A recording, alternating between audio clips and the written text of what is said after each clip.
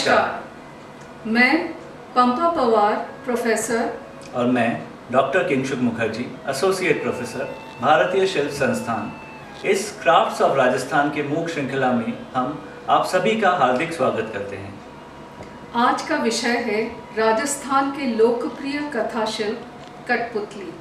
आइए ले चलते हैं कठपुतली की रंगीन दुनिया में।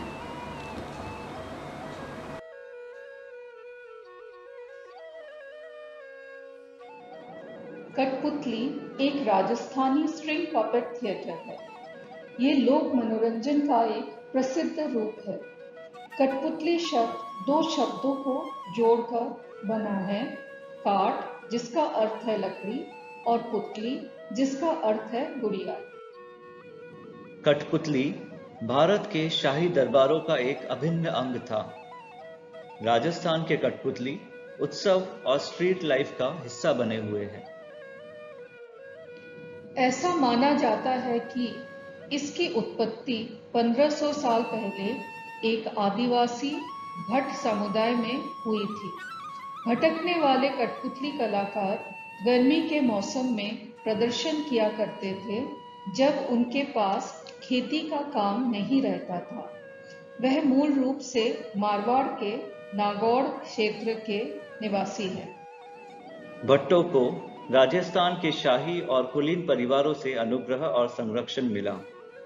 कठपुतली कलाकार महान राजाओं और उनके पूर्वजों के जीवन और कार्यों का वर्णन करने वाले कृत्यों का प्रदर्शन किया करते थे।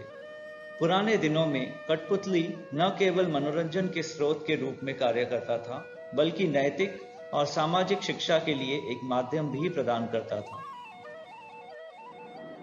भट्टों के समकालीन वंशज, जिन्हें नट भट्ट यानी के नाटकों का प्रदर्शन करने वाले के रूप में जाना जाता है, वह अभी भी अपने पूर्वजों के जीवन को साझा करते हैं। वह स्थानीय इतिहास का वर्णन गांव-गांव की यात्रा करते हुए नाटकों के माध्यम से प्रदर्शन करते हैं। कलाकार अपनी कठपुतलियों को इंसान मानते हैं।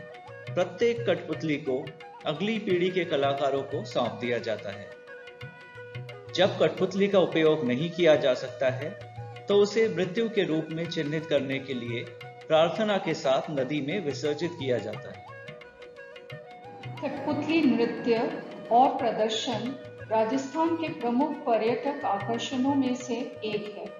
कठपुतलियां आमतौर पर 2 फीट ऊंची होती है, जिनमें एक लकड़ी का सिर होता है जिसमें एक बड़ी नाक और बड़ी आंखें होती हैं। कलाकार कठपुतली के सिरों को लकड़ी से तराशते हैं, जिससे कठपुतलियों की एक विशिष्ट नाक के साथ साथ बड़ी आंखें, धनुषाकार भौहें और पतले लाल होठ बनते हैं। बाकी शरीर रंगीन और चमकीले कपड़ों के टुकड़ों से तैयार किया जाता है। कपड़ों को वॉल्यूम देने के लिए कपड़ों के कतरन से भरा जाता है। एक चरित्र की सामाजिक पहचान को दर्शाने के लिए वेशभूषा के साथ साथ रंगीन एक्सेसरीज जैसे पगड़ी और मुकुट का प्रयोग किया जाता है। आमतौर पर कठपुतलियों के पैर नहीं होते हैं, लेकिन वे लंबी प्लीटेड स्कर्ट से ढके होते हैं। कुशल कठपुतली कलाकार आकृतियों को अपनी उंगलियों और सिर के उपयोग से कंट्रोल करते हैं, जो कठपुतलियों को एक लयबद्ध अंदाज प्रदान करता है। 4 तार, एक कठपुतली की कमर पर, दूसरी उसके सिर के ऊपर और शेष 2 कठपुतली के हाथों से जुड़ी होती है। ये सभी एक लूप से जुड़े होते हैं, जिसका उपयोग कलाकार कठपुतली नृत्य कराने के लिए करता है। परंपरागत रूप से पुरुष कठपुतलियों के साथ काम करते हैं, जबकि महिलाएं ढोलक, तबला और अन्य ताल वाद्य बजाकर संगीत प्रदान करती हैं। कथन और गीत महिलाओं द्वारा किए जाते हैं। सीटी और अन्य ध्वनियां पुरुषों द्वारा किया जाता है। नाटकीय सेटअप में बांस के खंभों द्वारा निर्मित एक तंबूड़ी यानी कि तंबू शामिल है। सजावटी पर्दे और काली पृष्ठभूमि का उपयोग किया जाता है, जिसके पीछे कलाकार मौजूद होते हैं। प्रोसेनियम फ्रेम पर ऊपरी कपड़े को झालर कहा जाता है।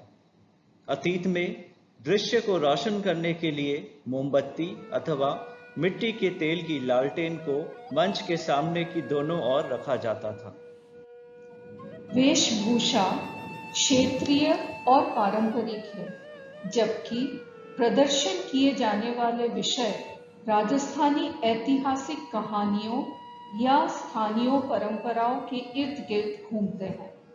कोट डांसर, हॉर्स राइडर और सपेरे जैसे कुछ पात्र लोकप्रिय हैं।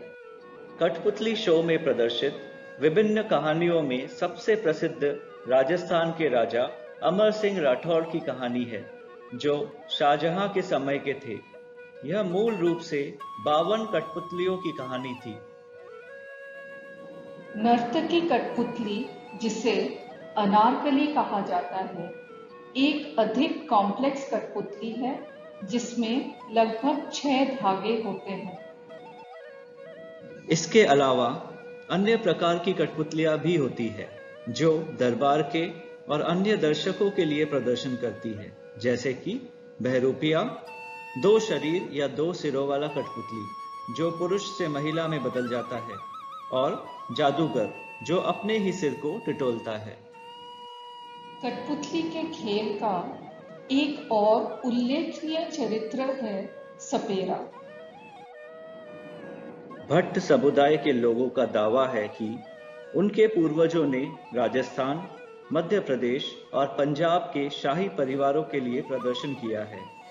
जेडी भट्ट एक प्रसिद्ध कठपुतली कलाकार है जो वर्तमान समय में इस कठपुतली कला के प्रदर्शन के अपने पारिवारिक प्रथा का पालन कर रहे हैं।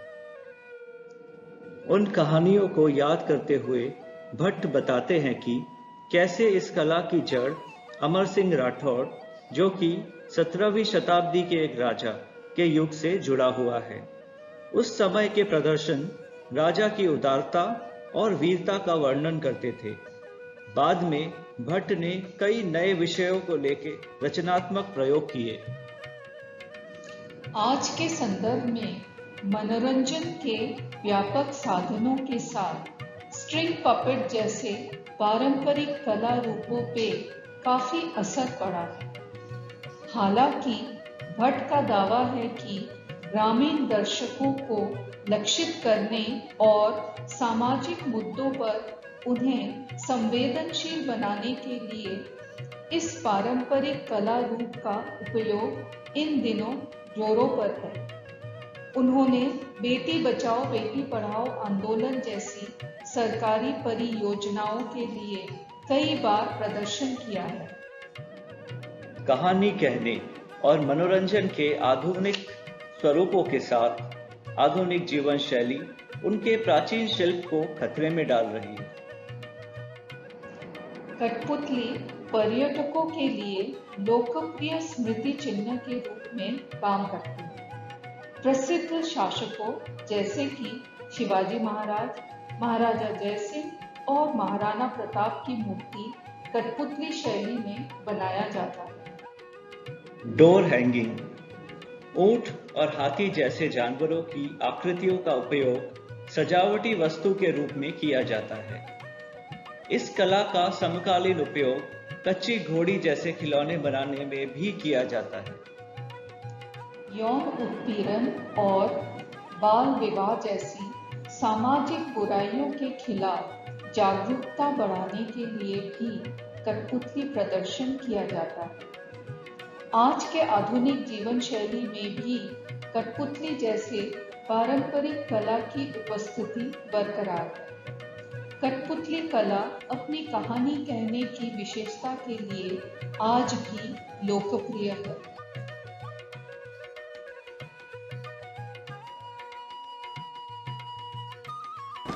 इसी के साथ हम ये प्रस्तुति समाप्त करते हैं। आशा करते हैं कि इस श्रृंखला के माध्यम से आपने कठपुतली के विषय में ज्ञान प्राप्त किया। धन्यवाद।